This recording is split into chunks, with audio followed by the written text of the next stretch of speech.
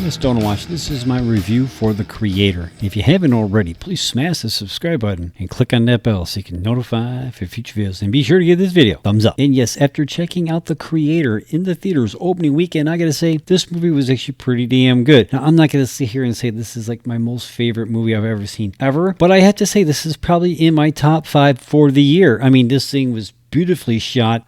The story was actually quite compelling considering what it was about. I mean, it's not exactly what you think it's about. I mean, you go by the trailers, it's almost a little misleading. I mean, Gareth Edwards did a pretty damn good job with this movie, I think. I mean, this is my third movie I've seen that he's directed. Now, how much he actually directed Rogue One, that's a topic for a whole nother video. However, he is listed as the director for that movie, and I love that movie. So I gotta say, this one right here is probably my second favorite movie. I mean, his Godzilla movie was pretty good, but the only thing bad about that movie, there wasn't enough Godzilla in it. At least not for me. However, thought he did a pretty damn good job with this movie, and considering how much of a budget they actually had for this thing and how they went about doing it is, to me, is quite fascinating, and I cannot wait to see if there's like a behind the scenes type thing for this thing, because that way you can actually see how they did it, because they shot this thing like all over the world. According to research I did for this video, they shot in over 80 locations around the world. That's a lot of places to go to. They probably weren't all that far apart, but still, that's a lot of locations, you know what I'm saying? Now, we had a runtime of 133 minutes, which is like a little over 2 hours. And I have to say, I thought the pacing was not all that great throughout the whole thing. I mean, there was a couple points in the movie where I thought it kind of slowed down and it could have picked up just a little bit. I mean, maybe if they had trimmed off like 15, maybe 20 minutes off this movie, it probably would have tightened it up a little bit more and would have helped the pacing out just a little bit. But other than that, this movie was beautifully shot. I mean, considering how they did it. And I thought the story was actually quite compelling. The Creator is a 2023 American science fiction action thriller film produced and directed by Gareth Edwards, who co-wrote the screenplay with Chris Weitz. Its plot, set in a future impacted by a war between the human race and the forces of artificial intelligence, follows a ex-special forces agent who is recruited to hunt down and kill the Creator, who has developed a mysterious weapon with the power to end the war by destroying mankind itself. Development began in November of 2019 when Edwards signed to direct and write an untitled science fiction project for New Regency. It was officially announced in February of 2020. He cited Apocalypse Now, Baraka, Blade Runner, Akira, Rain Man, The Hit, E.T., The Extra-Terrestrial, and Paper Moon as this film's sources of inspiration. Originally titled True Love, but was changed to its current title. On a production budget of $80 million, principal photography began in Thailand on January 17th of 2022, with Greg Fraser, who also serves as a co-producer, and Oren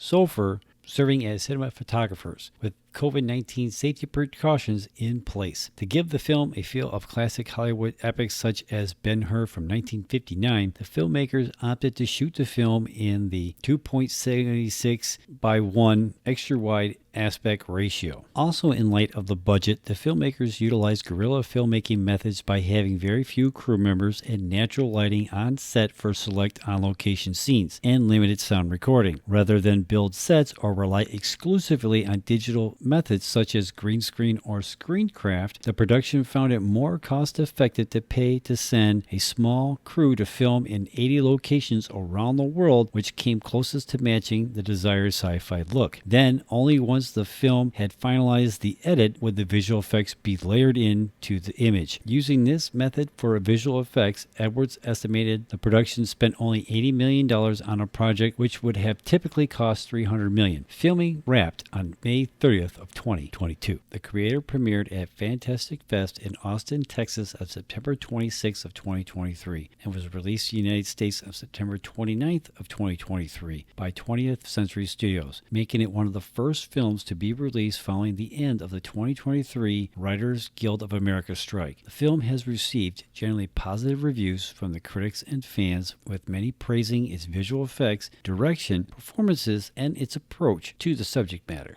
Starring in this movie, John David Washington, Gemma Chan, Ken Watney, Sturgill Simpson, Allison Janney, and Madeline Yana Voiles in her film debut, just to name a few. Coming out of opening weekend, the creators sit with a Rotten Tomatoes score of 67%, with 247 top critics reporting in. Now, just a little over half of those critics actually liked this movie. I didn't read exactly what they did and didn't like, so I can't really say either way, but just only a little over half of the 247 actually liked this movie. Now, the general consensus of the critics on this movie is this: visually stunning and packed with spectacular set pieces, the creator serves up timely, well-acted sci-fi that satisfies in the moment, even if it lacks substance. Now, actually, I don't know exactly what that means, but I like this movie. I thought this movie was pretty good. Even though I did kind of drag at some points on it, I thought this movie was awesome. And again, 80 locations. And then when, like I said in the information portion of the video, they did not actually put the special effects stuff in until after they had the movie edited, which I think that was, to me, is like something else. They just kind of planned on it all being there, and it just worked. You know what I'm saying? I mean, you probably could have had this movie without that stuff, and it might have been just as cool, maybe. But however, I think this movie was awesome. So I kind of agree with the critics, but at the same time, I don't. Over on the audience side, it's sitting with a score of 77%, with 500 plus fans telling you what they think. Now, only 3/4 of the fans that watched this movie actually liked it. Now, I just did a skim over some of their reviews. Now, the ones that liked it are all saying the same thing. It looked great. They thought the acting was good. They thought the story was compelling. And the ones who didn't like it were pretty much the exact opposite. They thought it was boring. They didn't think it looked all that good. And there was like this one guy, you could definitely tell he did not like that movie at all. I can kind of see that. I mean, I liked it. I thought it was pretty good. But with an audience score of 77% on Rotten Tomatoes, box office is kind of reflecting that. Now, the creator only manages to come in at number 3 for the weekend, which is not all that great for your opening weekend. You know what I'm saying? I mean, they got beat out by Paw Patrol at the number 1 spot. Almost got by $10 million, man. I mean, that's not that good. I mean, they bring in $14 million for their domestic haul, and they managed to bring in a $32.3 million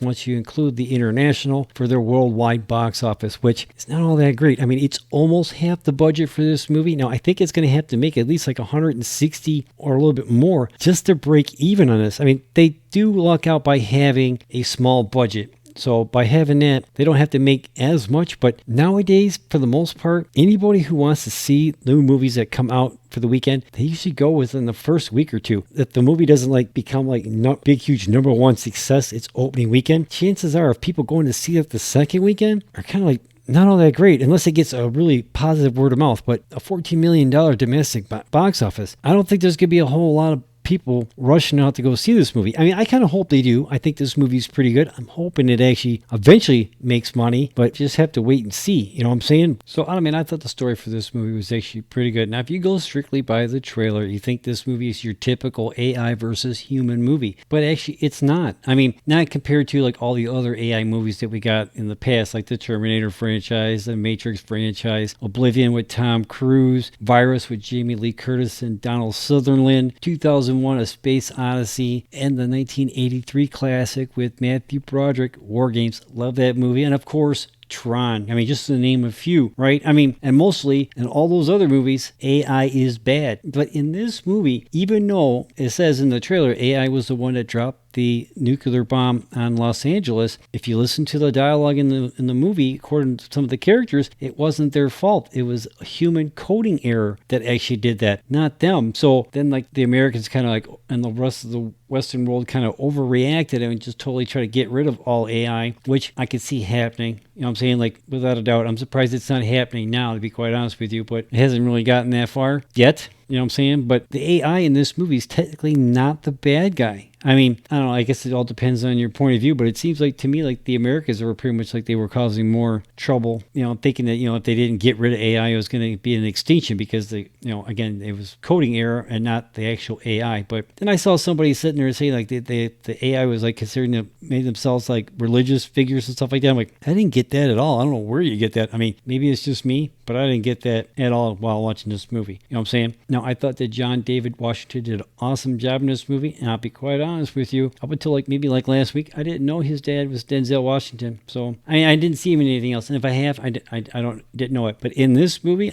I could kind of see Denzel in him and stuff like that, you know, knowing that. And every once in a while when he would deliver a line, he kind of sounded like his dad. So, and he did a pretty damn good job. I thought he did a fantastic performance in this thing, and whether or not if he actually gets like a award nomination, who knows? I guess it all depends on really how well this movie is received. I mean, because the critics are not really loving it. Only like a little over half does, right? So it's really hard telling. But I did think he did a pretty good job. I thought he put an awesome performance. The little girl that actually played the AI Elfie, I don't remember how to say her name. I think it was Madeline. I thought she did a pretty damn good job in this movie. You know what I'm saying? I mean, I haven't seen her or anything else, so I can't really judge anything with this. And it was awesome to see Ken Watanabe in this movie. He was like my favorite part of the Monsterverse. I mean, I thought it was a mistake them killing him off in King of the Monsters. That's just me.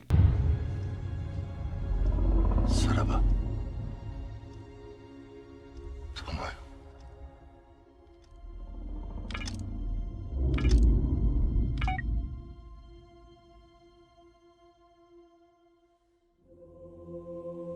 Spoilers. However, it was cool to see him in this movie again. And, you know, he went out like a hero, just like he did in Godzilla King of the Monsters. So now Gareth Edwards has already said that he was not planning on making a sequel to this movie. He wasn't worried about making a sequel to this movie. He didn't write this movie with a sequel in mind. He had a beginning, middle, and end, and that was it. He said those are his favorite kinds of movies where you know it ends. So he's not really hoping to get a sequel, and unless this thing really does it at the box office, that's not going to happen anyway. But I thought this movie was beautifully shot. Can't wait to see the behind the scenes thing for this thing, just so I can see how they pulled it off. I mean, I like watching that type of stuff. But like I said, man, I thought this movie was beautifully shot, awesome performances. Hopefully when this thing's all said and done, it actually makes some money, but we'll have to just wait and see. You know what I mean? So did you get a chance to go out and check out the movie The Creator? Let me know in the comments down below what you think. You think this movie was any good? Let me know in the comments down below. And where does this movie rank with you with all the other Edwards movies, if you've seen the other ones? Let me know in the comments down below. I mean, this movie was pretty good, and I cannot wait to see it again. So let me know what you think in the comments down below.